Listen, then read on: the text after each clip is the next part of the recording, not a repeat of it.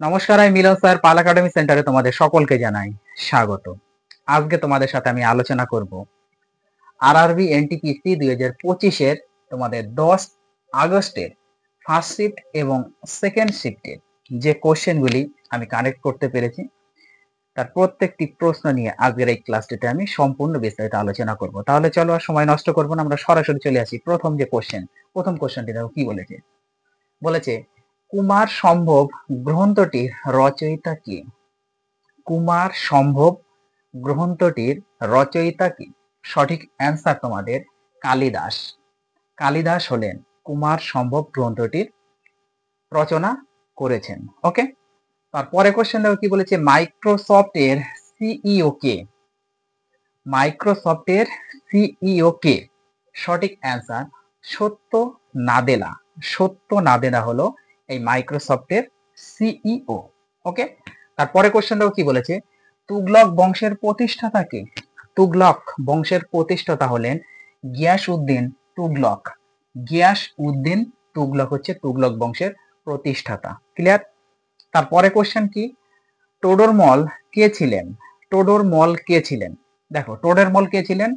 আকবরের রাজসভায় একজন রাজস্ব বিষয়ক বিশেষজ্ঞ। কি বলেছে কোশ্চেনটি? টোডরমল কে ছিলেন? তিনি ছিলেন হচ্ছে আকবরের রাজসভায়, আকবরের সম্রাট, আকবরের রাজসভায় একজন রাজস্ব বিষয়ক বিশেষজ্ঞ ছিলেন হচ্ছে টোডরমল। ক্লিয়ার? তারপরে কোশ্চেন, কোন সাল থেকে কলকাতা ভারতের রাজধানী হিসাবে পরিচিত ছিল? কত সাল থেকে কলকাতা ভারতের রাজধানী হিসাবে পরিচিত ছিল? সঠিক অ্যান্সার 1772। 1772 সাল থেকে কলকাতা ভারতের রাজধানী হিসাবে পরিচিত ছিল। তারপরে কোশ্চেন দেখো কি বলেছে। ভারতের কেন্দ্রশাসিত অঞ্চলের সংখ্যা কত? বর্তমানে ভারতের কেন্দ্রশাসিত অঞ্চলের সংখ্যা কত? মোট 8টি। বর্তমানে ভারতের মোট 8টি কেন্দ্রশাসিত অঞ্চল রয়েছে। ওকে, তারপরে কোশ্চেন দেখো কি বলেছে। বলেছে সাক্ষী মালিক কোথাকার ছিলেন? সাক্ষী মালিক কোথাকার ছিলেন? সঠিক অ্যান্সার হরিয়ানা। তিনি হরিয়ানার ছিলেন। ওকে, তারপরে কোশ্চেন, জাপানের জাতীয় খেলা কি? জাপানের জাতীয় খেলা কি? জাপানের জাতীয় খেলা হলো সুমো রেসলিং। সুমো রেসলিং হলো জাপানের জাতীয় খেলা। ওকে, তারপরে কোশ্চেন দেখো কি, বাণিজ্য নীতি হলো, তার মানে বাণিজ্য নীতি কি? বাণিজ্য নীতি হলো আমদানি রপ্তানির নীতি। বাণিজ্য নীতি হলো আমদানি রপ্তানির একটি নীতি। ক্লিয়ার?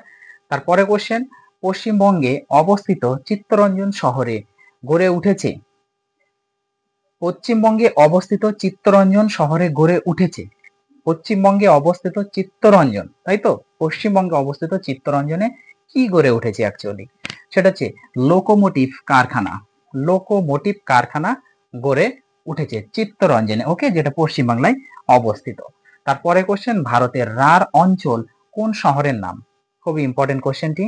ভারতের রাঢ় অঞ্চল কোন শহরের নাম? সঠিক অ্যান্সার ভারতের রাঢ় অঞ্চল বলা হয় দুর্গাপুরকে। দুর্গাপুরকে ভারতের রাঢ় অঞ্চল বলা হয়ে থাকে। ক্লিয়ার?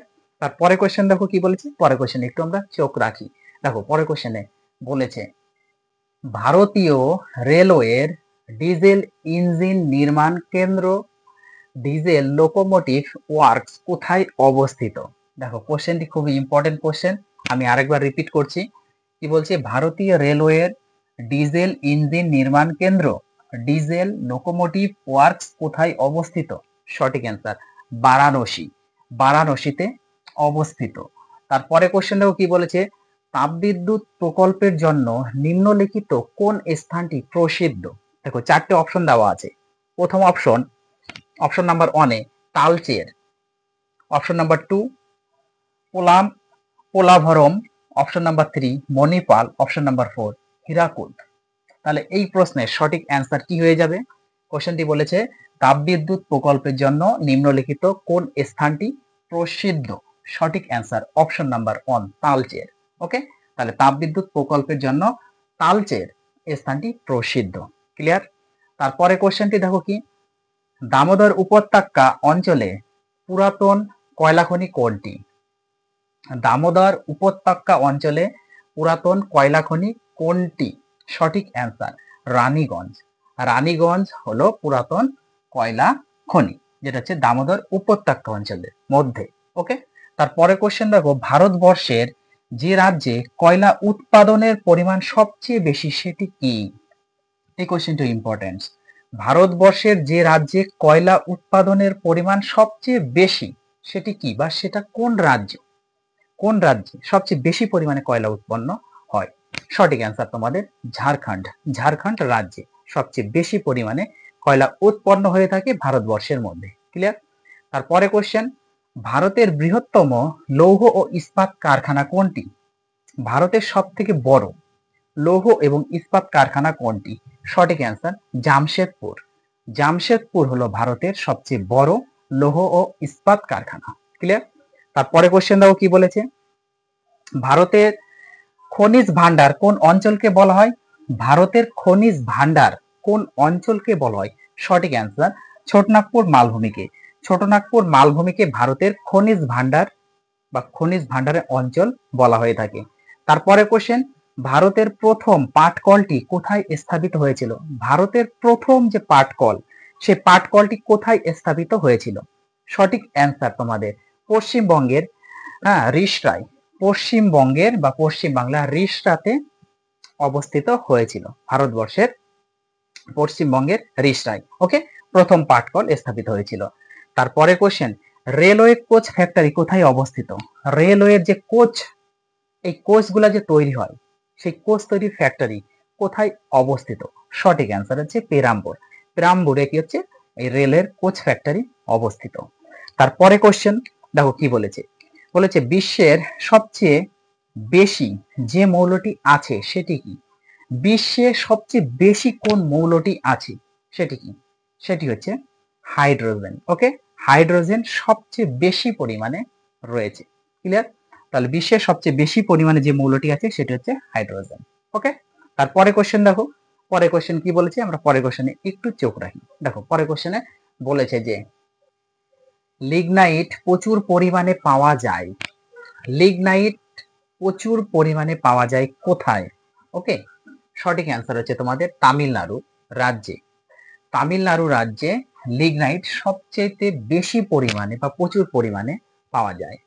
তারপরে কোশ্চেন, বিসিসিআই এর নতুন, কি বলেছে, বিসিসিআই এর নতুন ওম্বাডসম্যান এবং এথিক্স অফিসার হিসাবে নিযুক্ত হলেন কে? কোশ্চেনটি আরেকবার রিপিট করছি, দেখো কি বলেছে, খুব ইম্পর্টেন্ট একটা কোশ্চেন। বলেছে বিসিসিআই এর নতুন ওম্বাডসম্যান এবং এথিক্স অফিসার হিসাবে নিযুক্ত হলেন কে? সঠিক অ্যান্সার তোমাদের অরুণ মিত্র।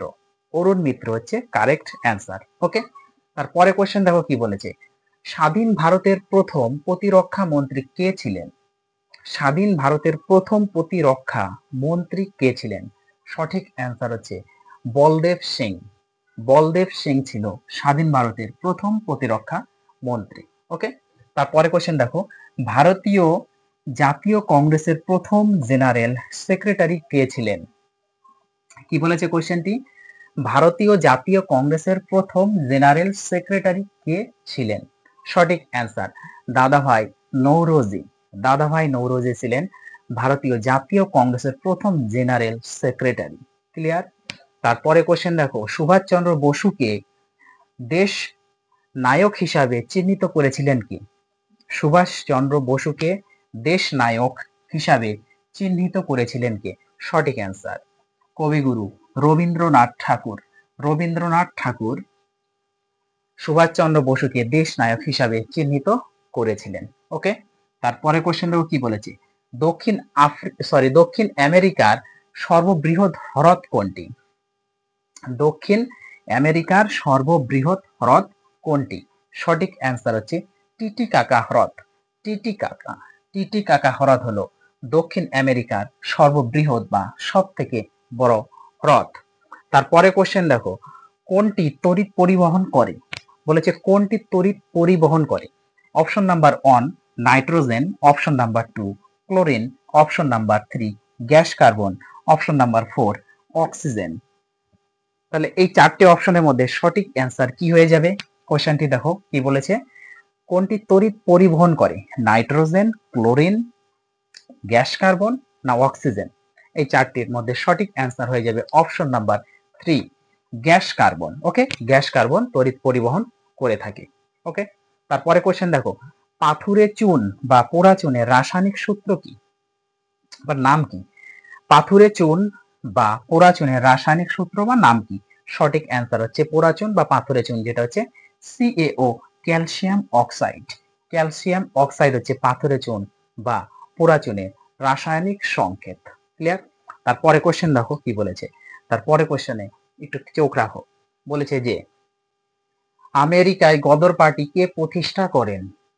আমেরিকায় গদর পার্টি কে প্রতিষ্ঠা করেন? সঠিক অ্যান্সার লালা হরদয়াল। লালা হরদয়াল কি করেন? এই আমেরিকায় গদর পার্টি প্রতিষ্ঠা করেন। ওকে, তারপরে কোশ্চেন দেখো কি বলেছে, ক্রেন কোন শ্রেণীর লিভার? ক্রেন কোন শ্রেণীর লিভার? ক্রেন হলো তৃতীয় শ্রেণীর লিভার।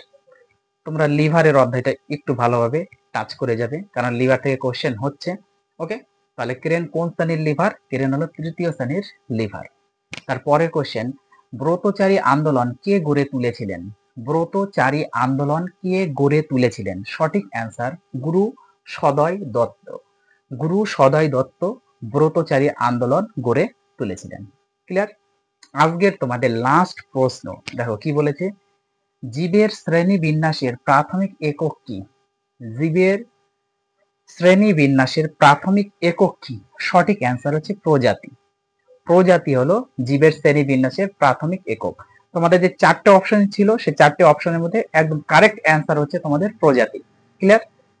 তাহলে এই ছিল তোমাদের আজকের এই 10 আগস্টের ফার্স্ট শিফট এবং সেকেন্ড শিফটের কোশ্চেন।